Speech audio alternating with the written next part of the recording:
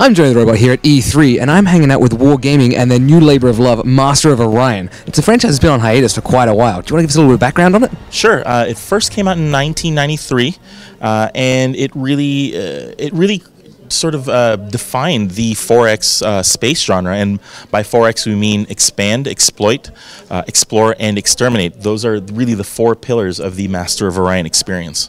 If you hadn't already guessed, it's a space simulator.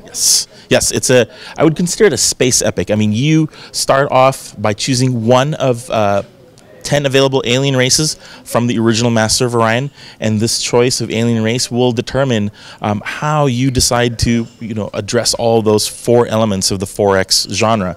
Some races will have certain advantages over the others, and it affects the kind of decisions that you make, from what technology you can build to what planets you can colonize. There's a huge level of customization here I saw with the tech trees, and do you want to go into a little bit about that? Sure. We have 75 possible choices in the tech tree, all of them leading to additional technology that you can unlock and capabilities. And again, your path through the tech tree is unique to your own. A lot of it is going to be driven by which victory condition you want to achieve. And everybody starts off with 5.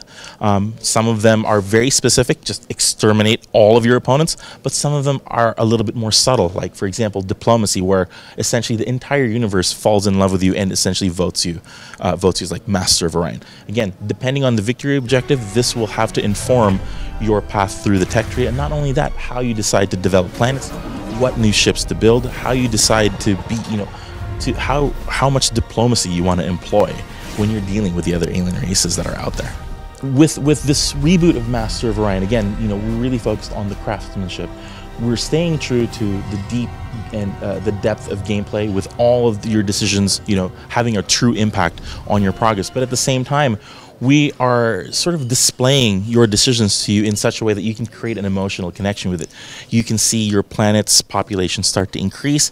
You'll start to see more ambient animations, ships flying around, lights showing up on the ground. Again, all of this really depends on how you decide to grow this planet. And growing the planet is going to depend entirely on a multitude of different decisions that you can make. You can be benevolent, or you could be malevolent and just up the taxes to 20% because you really want to get all of your production and your research done.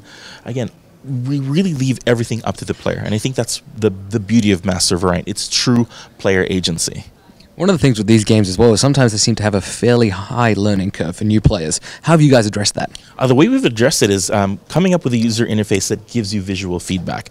So, for example, when you're managing population, we've opted for literally dragging and dropping characters from one lane to another. So you can see visually the changes in the decisions that you're making, the changes to the way the game functions. So you can see number of turns dropping, or your population being able to increase, a couple of turns later.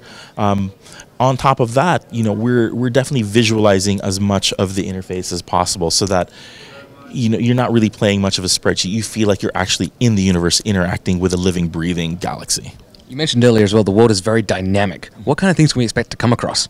Yes, so the world is very dynamic. You can actually, before you even start the game, you can set how large or how small it is. How many alien races do you want to have interacting with you? And we can even adjust the age of the universe. So depending on the age, you can have a young universe where everything is still very fresh, everything's very new, or you can have an old one where planets are just about to explode. Again, these dynamic moments in the game really are what makes Master of Orion very interesting and very unique experience for every single person that plays it.